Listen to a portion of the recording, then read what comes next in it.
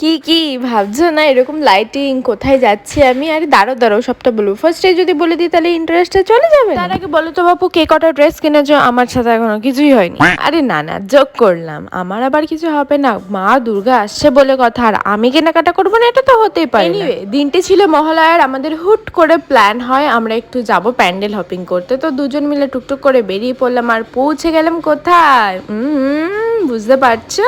এত ভিড় দেখে এই যে কল্যাণী আইটিআই মোড়ের প্যান্ডেলটা দেখার জন্য আমরা যেই টাইমটায় গেছিলাম সেই টাইমে দেখি বাঁশের ব্যারিকেড করে দেওয়া, সবাই বাঁশের এপারে দাঁড়ানো, প্যান্ডেলের ভেতরে কেউ ঢুকতে পারছে না, বিকজ মায়ের গায়ে নাকি 12 কেজি না কত কেজি সোনার গয়না পরানো হচ্ছিল, অ্যান্ড তখনও উদ্বোধন হয়নি প্যান্ডেলটা। এবার তোমরা জাস্ট ভিড়টা দেখো, মহালয়াতে ভাই যদি এরকম ভিড় হয় তাহলে আরো তো দিন পড়ে রয়েছে, ষষ্ঠী, সপ্তমী, অষ্টমী, নবমী, এই দিনগুলোতে কি হবে একবার ভেবে দেখো তো। আমার ভাই ভেবেই হয়ে গেছে ওই ভিড়ের খপ্পরে আমি আর পড়বো না।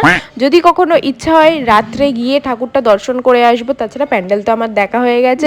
এবার বাড়ি যাই, অনেক তো হলো প্যান্ডেল হপিং করা, কল্যাণী গিয়েই আমি হাঁপিয়ে গেছি, জানি না আর কটা দিনগুলোতে কি করবো। সো এই ছিল আজকের মতো, বাই।